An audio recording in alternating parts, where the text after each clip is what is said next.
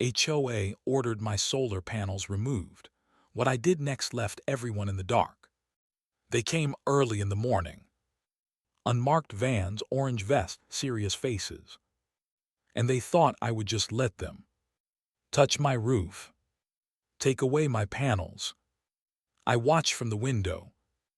Every step they took made my blood boil. The HOA president's note was clear.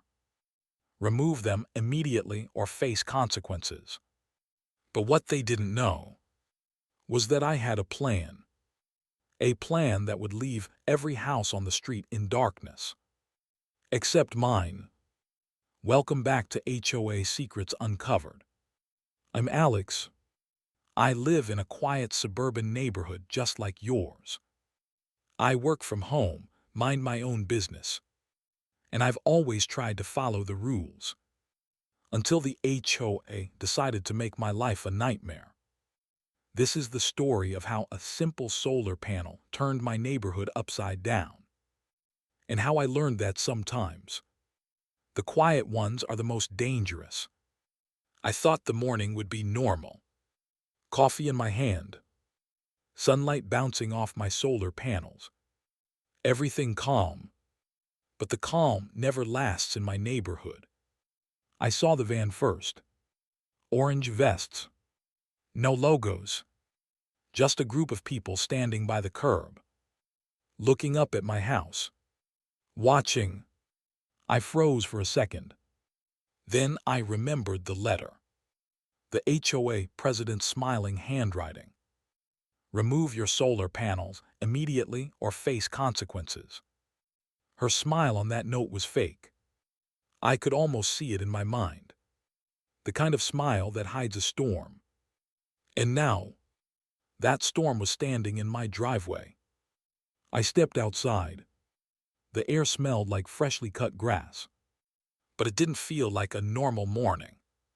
It felt tense. Electric. One of the workers looked at me. "Good morning, we're here for the solar panels." He smiled. But it wasn't friendly. It was sharp. Like a warning. I felt my heart beat faster. I knew the rules. I had read them 100 times. Unauthorized roof modifications. Blah, blah, blah. The HOA loves rules more than people. But this was different.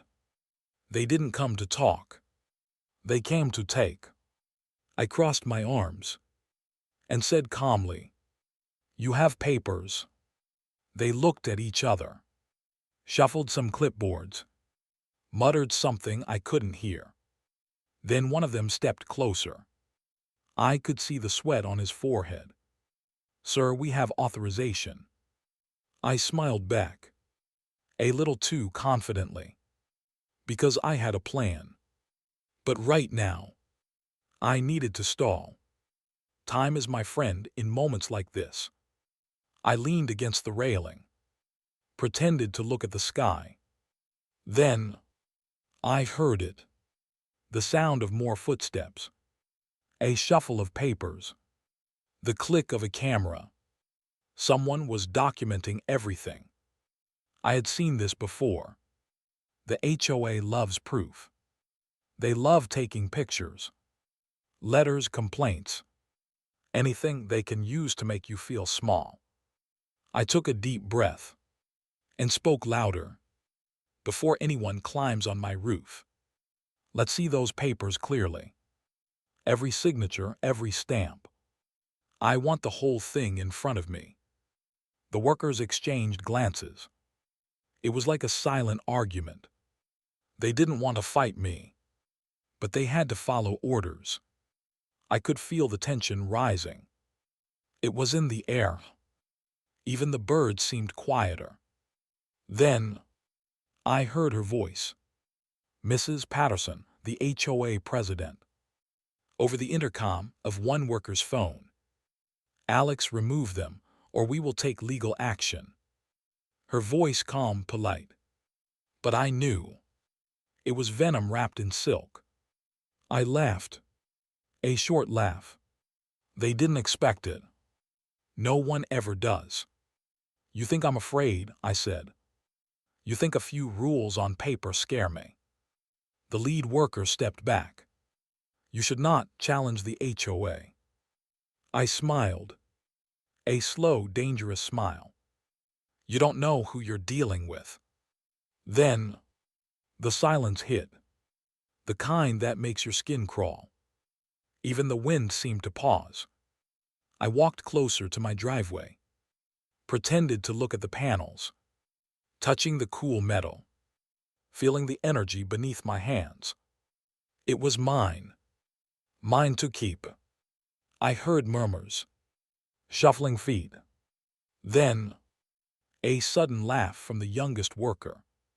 You're crazy. I shrugged. Maybe, maybe not. The tension kept building. I could see the sweat forming on their foreheads. Even the driver of the van looked nervous. They weren't used to someone standing up. To the HOA. Then the unexpected happened. One of the workers pulled out a clipboard. Sir, we can call the board now. Call them. I thought. Call them. I want to hear her voice. I knew this was my chance. To plant the first seed of doubt. To show them that I wouldn't break. That maybe. The quiet ones. The rule followers. Could fight back in ways they never imagined. I stepped back. Pretended to think. Go ahead, call them. I'll wait. The workers hesitated. The van's engine idled. And then, a sudden shout from across the street. It was Mr. Jenkins, the quiet old man at the end of the cul-de-sac.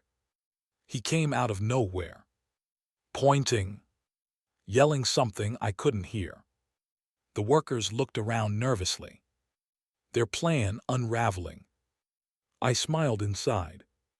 Everything was going exactly how I wanted. Then, the lead worker whispered, I think maybe we should leave. Leave? Now, I could see the confusion, the fear, and a tiny spark of respect. But the HOA, the president, she wouldn't stop. Not yet. She was already plotting her next move. And that's when I realized this was only the beginning. A tiny spark before the fire. I stepped onto the porch, sipped my coffee, and looked at the workers. Tell me, I said softly, have you ever felt powerless in front of a storm you couldn't control? Their eyes widened, and I knew they didn't understand what was coming. And then I asked myself, and now I ask you, what would you do if someone came to take what's yours, and every rule in the book was on their side? Would you fight or let them win? The sun had barely climbed higher, but the neighborhood already felt heavy, like the air itself was waiting for something to happen. I went back inside, sat at my kitchen table. The coffee had gone cold, but I didn't care. My eyes were on the HOA letter, the fine notices, every little rule they hid in shadows. Mailbox height, fence color, grass that was too green or too brown, and of course, unauthorized roof modifications. I flipped through the HOA handbook. The pages were yellowed, full of tiny print, hidden threats, and the kind of rules that only exist to make you feel small. I read the same line over and over. Solar panels, shingles, or roof attachments not approved by the board are violations. It felt like a joke, written 10 years ago, before solar energy was even a thing. Yet here I was, being threatened for a roof that saved energy, saved money, saved me from being entirely dependent on the grid. I wanted to scream, but I stayed calm. Rules are tricky if you fight them too fast. They bury you in fines, or they find a loophole to trap you. So I did what I always do. I studied them. I memorized every page, every obscure rule, every tiny note in the margins. The HOA thought they had power, but I was learning their language. And power comes from knowing the rules, not breaking them. I noticed something strange. The rules weren't just rules. They were written to confuse, to intimidate, to make people give up. I started making notes. Every violation I could imagine, and every punishment they could legally or illegally enforce. It was like mapping a battlefield, and I was planning my counterattack. The next day, I decided to walk through the neighborhood. Act normal. Observe. See how others lived under the same shadow of rules. Mrs. Patterson's house. Pristine. Every lawn trimmed. Every mailbox perfect. Her flag flying straight, as if she was daring anyone to challenge her. But across the street, I noticed something. A house with solar panels. Big ones. And they hadn't been removed. I slowed down. Curiosity mixed with caution. Then a man stepped outside. Tall, thin, quiet. Just watching me as I walked past. He waved. I waved back. But I sensed he had stories. Stories about the HOA. Stories about breaking the rules. And living to tell the tale. I kept walking. But my mind was spinning. Every step I took. Every house I passed. I felt the weight of those invisible rules. The pressure of silent threats. The fear that could crush anyone. Back at home, I looked at my panels again. Shining under the sun. Almost taunting the HOA. As if saying, "Try to touch me. I dare you." And then the phone rang. A known number. I answered. "Alex," a calm, measured voice said. "It's Mrs. Patterson." My stomach tightened. I wasn't afraid, not yet. But I knew this call would be dangerous. "We've received complaints," she began. Her tone sweet, polite, but venomous underneath. "We've decided that if the panels are not removed by the end of the week, fines will double. And legal action will follow." I stayed silent for a moment. Let her words hang in the air. Then I said, "Mrs. Patterson, can you tell me which law allows you to fine me for using clean energy?" There was a pause, long enough to make me smile. I could hear her breath, and I knew I had planted a seed of doubt. She hung up. I leaned back in my chair and thought, they think rules are theirs to bend. But the truth, the real power, is knowing how to bend them back. That night, I checked my panels. Every wire, every connection. Everything perfect. Like armor, ready for battle. I looked out at the street. Empty, quiet. But my mind was loud. Planning, scheming, waiting. I remembered the old man across the street. The one who had warned the HOA workers. He had survived their rules for decades. Maybe he knew something. Maybe he had a secret. I couldn't stop thinking. What would I do if I lost everything? If they removed my panels, my power, my independence? Then I realized it wasn't just about me. It was about everyone in this neighborhood. The rules weren't protecting anyone. They were controlling. They were suffocating. I poured another cup of coffee, sat on the porch, and watched the street, waiting for the next move. The wind rustled the leaves. The lights of the street lamps flickered. And I knew they would come again. They always do. But now, I was ready. I had read the handbook. I had studied the rules. I had learned their weaknesses. And I had a plan. I just had to wait for the perfect moment. And now I ask you, if you were standing alone, facing rules written to crush you, and people coming to take what is yours, would you follow the rules blindly? Or would you find a way to turn the rules against them? I woke up to strange calm, the kind that comes right before a storm. Sunlight hit my panels, shimmering, almost taunting me.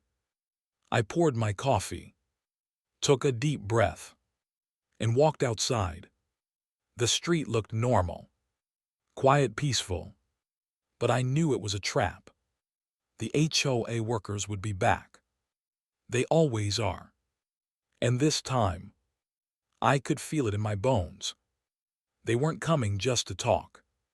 As I stepped onto the porch, I noticed the van, idling across the street.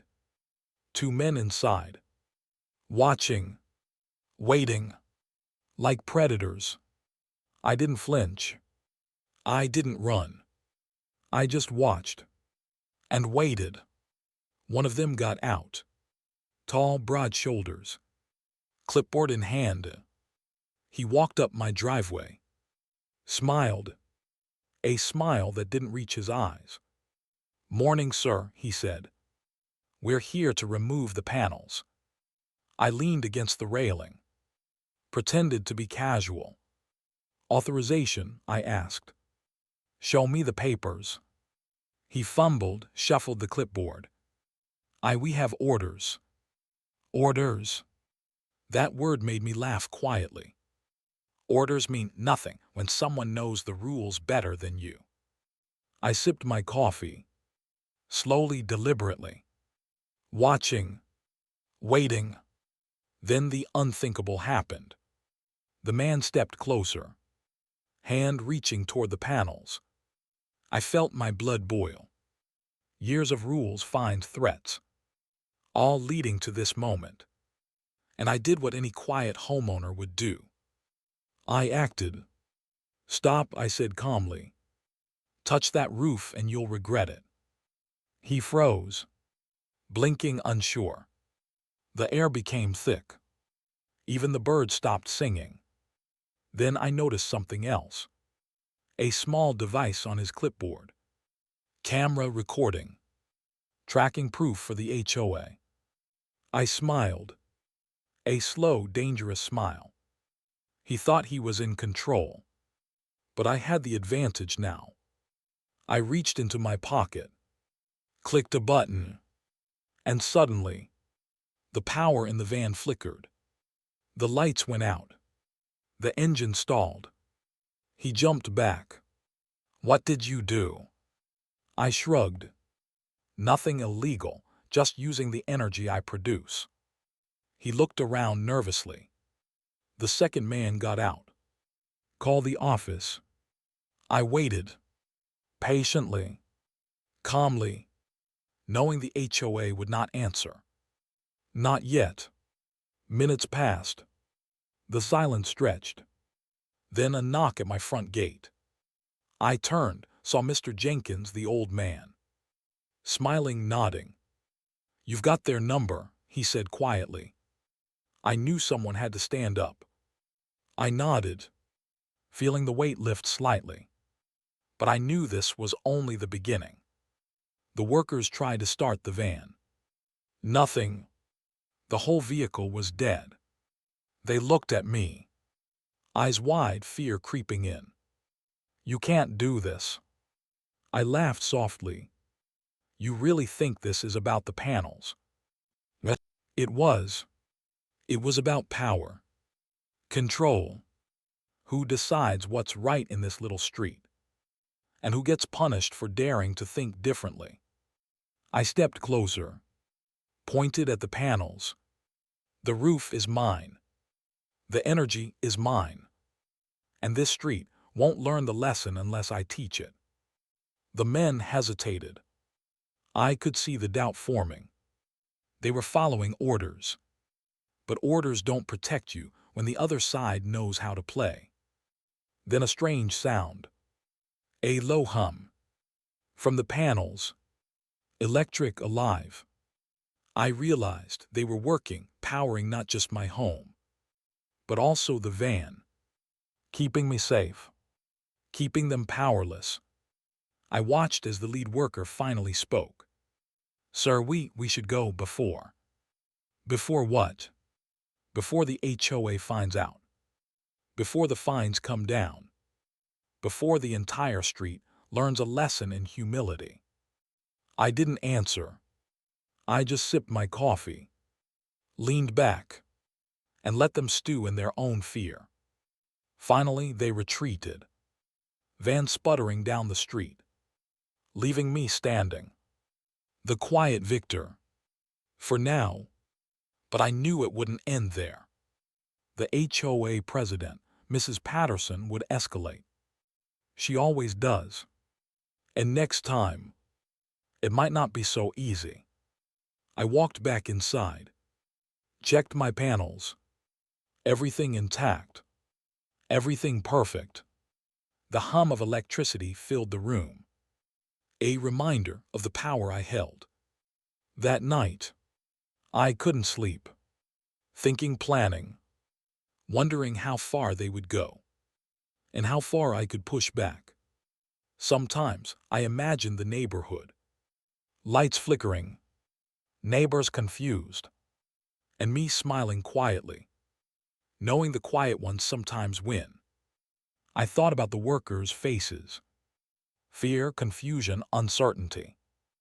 And I realized that's exactly how the HOA feel when someone breaks their rules, when someone refuses to bend. I sat on my porch, coffee in hand, watching the street, thinking about all the people who live under the same rules, who obey, who fear, who hesitate.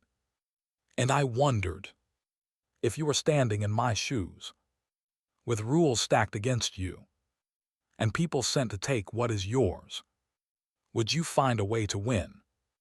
Or would you let fear control you? The night fell slowly. The street was quiet. Too quiet.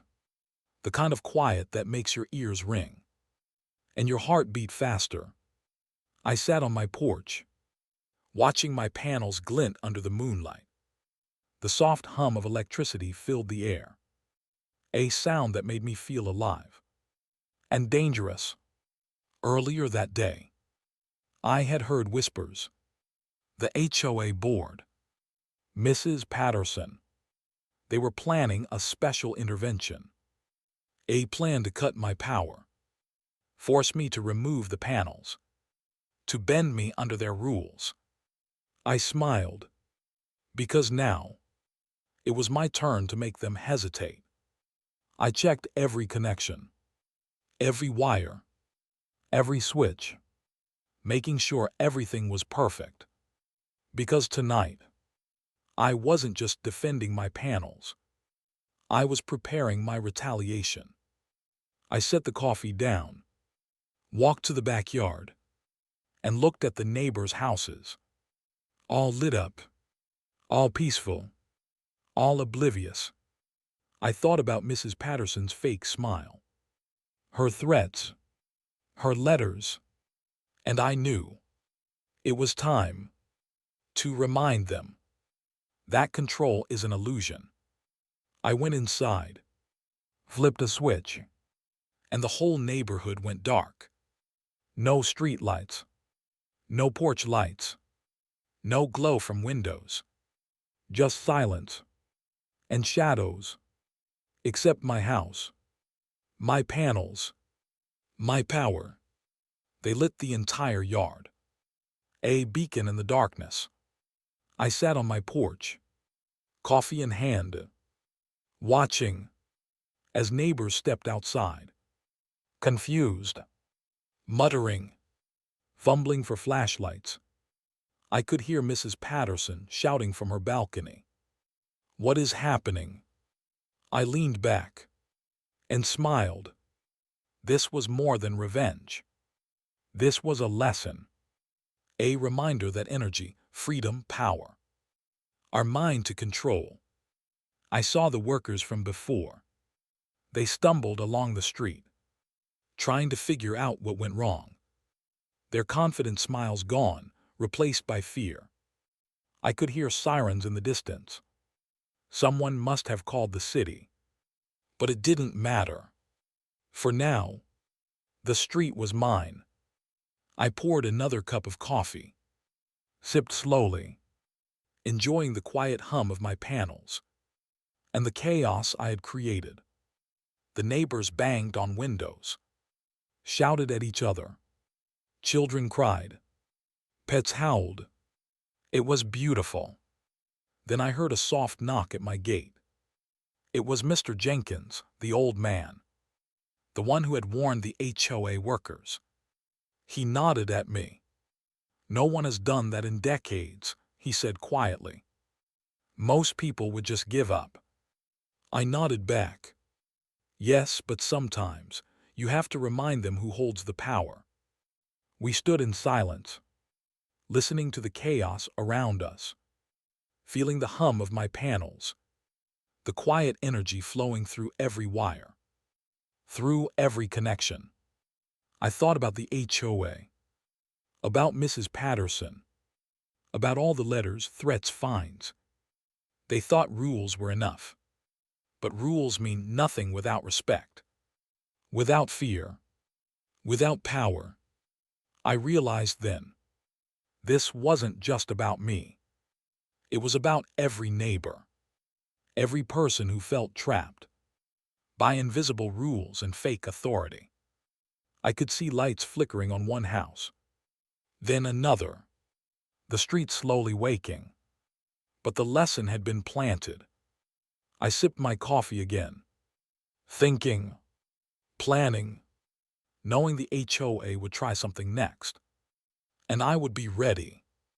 The hum of the panels filled the night, a soft, steady reminder that sometimes the quietest people can cause the biggest storms. I thought about the chaos, the fear, the confusion, and a smile spread across my face. But then I wondered, what if someone tried to fight back? Someone in the neighborhood, someone brave. Would they dare? And now I ask you, if you were sitting in my house, watching your neighbors stumble in darkness, holding the power to control the night, would you use it? Or would you let fear decide for you? The night arrived like a velvet curtain, thick, heavy, almost suffocating. I stood on my porch, watching, waiting. The neighborhood calm, too calm. The orange glow from porch lights and street lamps made the air feel cozy. But I knew it was all an illusion. Tonight everything would change. I looked at my panels, the energy humming beneath my hands, the quiet power of the sun stored and ready. I smiled. No one expected what was coming.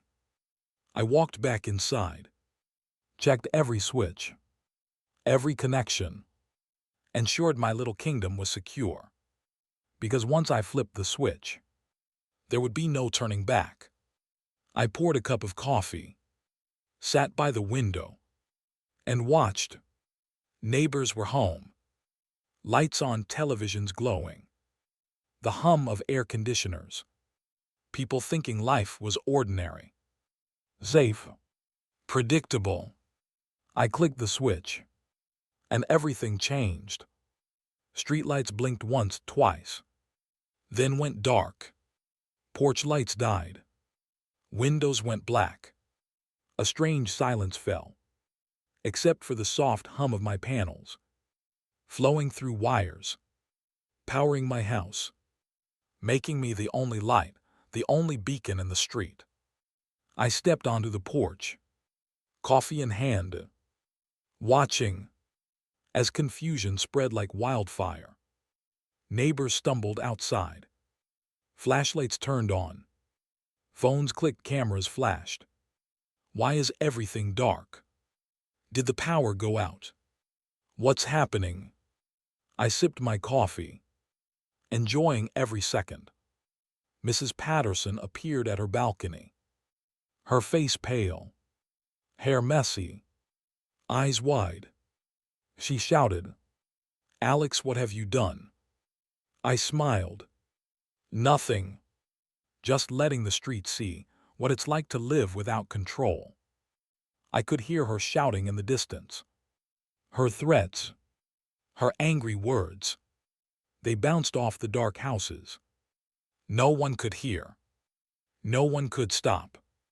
I leaned on the railing, watching. Some neighbors banged on windows. Some shouted to each other. Chaos, confusion, fear. All for a few minutes. And yet it felt like justice.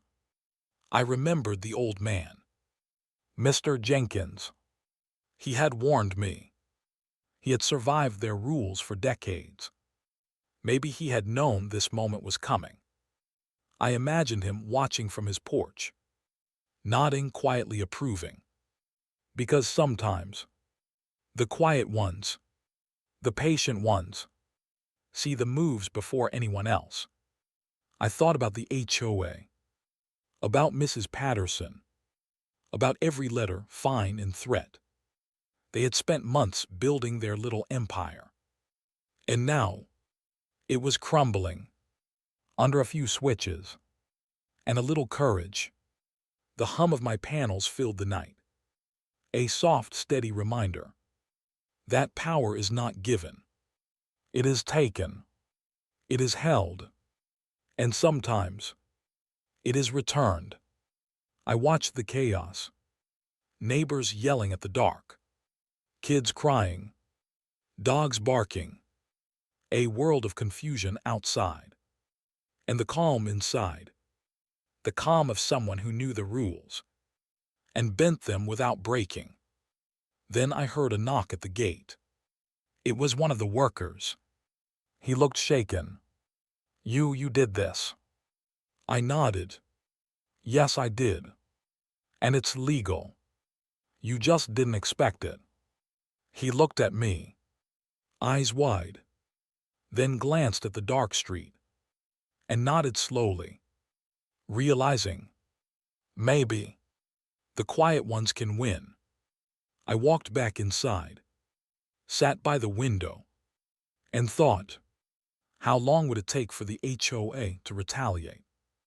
How far would they go? And would they ever understand? That night I realized, control is an illusion. Rules are paper. And power is electricity, patience, and courage. I sipped my coffee again, watching my neighbors stumble, and smiled quietly. But even as I enjoyed the victory, I couldn't ignore a nagging thought. What happens when someone fights back and wins, but the ones in charge refuse to learn the lesson? Would they escalate? Would they come for me? Would the quiet streets ever feel safe again? And now I ask you, if you had the power to flip the switch, to leave the whole neighborhood in darkness, would you do it? Or would fear of consequences stop you? The next morning felt strange. The air was thick with tension. Birds hesitated to sing. Neighbors stepped outside, rubbing their eyes, looking at the world in disbelief. I sat on my porch, coffee in hand, watching, listening, every movement telling a story. Mrs. Patterson appeared at her balcony, red-faced, furious, hair messy, her perfectly polished nails tapping the railing. "I want an explanation now," she shouted. I took a slow sip of coffee, enjoying the calm, the way my panels hummed softly, like a secret weapon, a gentle warning. I finally stood, walked down the porch steps, and greeted her as if nothing had happened. "Good morning, Mrs. Patterson," I said. She glared, her eyes burning. Alex, this is unacceptable. The blackout, the chaos. You've broken every rule we have. I smiled calmly. Rules or fear disguised as rules? I asked. Her mouth opened, but no words came out. Neighbors started gathering, whispering, pointing, some laughing quietly. The silence was broken only by the hum of my panels. The one constant, the one real power. She stepped closer, her voice low, controlled. Alex, you need to remove the panels, or we'll take legal action. I tilted my head. Mrs. Patterson, have you considered that what you're doing might be illegal? Her eyes narrowed, a flash of panic. You don't understand the law. I nodded. Yes, I do. And I also understand energy rights, green energy protections, and the fact that I'm not breaking any laws. A few neighbors gasped. Some muttered to each other. Did he just say that? Energy rights. The street felt like it was holding its breath. She stepped back, fuming, and I realized she wasn't just angry. She was afraid. That's when the calls started. First the secretary, then the board members, all trying to figure out how to respond. To the blackout, to me, to the quiet one who had refused to bend. I sipped my coffee again, watching, enjoying the chaos they couldn't control. Then a man from the HOA approached. He tried to sound calm. Sir, please, remove the panels voluntarily. I smiled. Why would I do that? They're legal, safe, and more importantly, mine. He hesitated, looking over his shoulder, seeing the neighbors watching, seeing the uncertainty on Mrs. Patterson's face. And for the first time, I saw doubt, fear. You can't do this again, he said. I shook my head. No, I don't plan to. But let me ask you, what right do you have to control what I produce on my own roof? The old man from across the street, Mr. Jenkins, stepped forward. You've done what most could, and yet you remain calm. I think they're learning something today. I nodded silently. The neighbors murmured. Some whispered about calling lawyers. Some whispered about copying me. And I realized, a small action, a little courage, can ripple across a whole street. Mrs. Patterson finally spoke, her voice trembling. You think you've won? I shook my head slowly. No, not won. Just reminded you. That fear doesn't make rules. Knowledge does. The secretary tried to take control. Sir, we'll have to fine you, take legal steps. I smiled. You can try, but you'll find the law is not on your side. Neighbors started clapping quietly, some cheering, some laughing. Even a few of the HOA workers were smiling nervously, realizing they couldn't intimidate me. The power in my house hummed, a soft, constant reminder that control is not given. It's earned, and sometimes you have to take it. I walked back to my porch, coffee in hand, feeling calm, watching Mrs. Patterson retreat, realizing that her empire was built on fear, and fear can crumble. I sipped slowly, enjoying the quiet hum, thinking about how small actions can shake giants. But even as I watched them scurry, I knew the fight wasn't over. The HOA would plan. They would escalate. They always do. I looked at my panels, shimmering under the morning sun, and I wondered, What would you do if those in power came for what is yours, threatened your home, your freedom, your independence? Would you stand, or would you let fear control you? The sun rose slowly, golden light spilling across the rooftops, bathing the street in warmth. But the quiet hum of my panels was louder than the sun. It was the sound of victory, of patience, of power. I stepped onto my porch, coffee in hand, the neighborhood still buzzing with whispers, everyone trying to process what had happened. Last night, the blackout, the chaos, the reminder that rules mean nothing without understanding. Mrs. Patterson's house was dark, her blinds drawn, her empire shaken. I could almost see her plotting, her smile now gone, replaced by a storm. She had underestimated me, and now she had to face the consequences of that mistake. I walked slowly down the street, neighbors peeking from windows, some nodding, some hesitant, some still angry. The air was thick, electric. I passed Mr. Jenkins' house. The old man waved.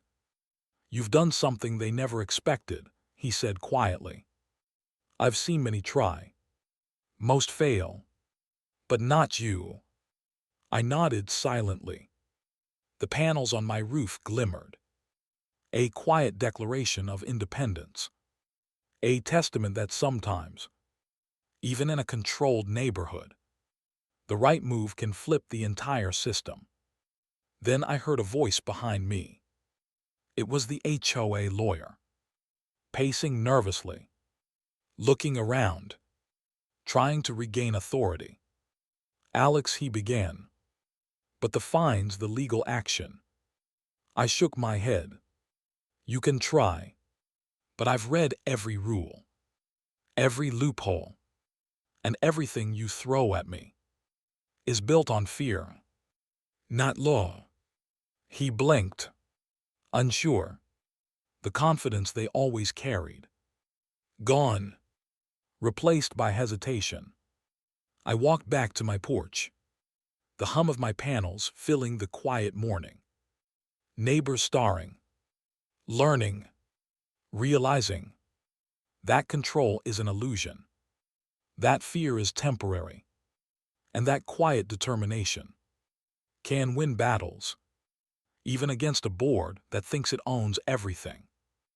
Mrs. Patterson finally emerged, her face pale, hair messy, eyes sharp. She looked at me, and for the first time, I saw doubt, a question forming. She spoke slowly. "Alex, you've won this round, but this isn't over." I smiled. "Is it ever?" I asked. "And maybe it's time to rethink who you're controlling. And why." Neighbors started emerging, some clapping quietly, some cheering softly. The atmosphere shifting, the street alive with energy. Not from lights, but from courage. The lawyer shuffled papers nervously. "Sir, we'll have to report this." "The board." I sipped my coffee, calm, steady. "You'll report. But the truth is mine to control." I walked down the porch steps slowly, feeling the weight of what had happened. The lesson planted, the neighborhood reminded. And then I did something unexpected. I knocked on Mrs. Patterson's gate. She looked at me, confused, wary. I smiled. "Let's talk," I said. "Not as enemies, but as neighbors." For a moment, she hesitated, then nodded. The power dynamics had shifted. And finally, the first real conversation could happen. I realized justice isn't always about revenge. Sometimes it's about showing strength, about reminding others that fairness, respect, and courage matter more than petty rules. I poured another cup of coffee, sipped slowly, and watched the sun rise higher, panels glinting, humming alive. A reminder that even small actions can have enormous impact.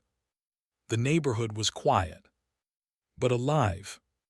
People talking quietly, learning, maybe even respecting the power of standing up.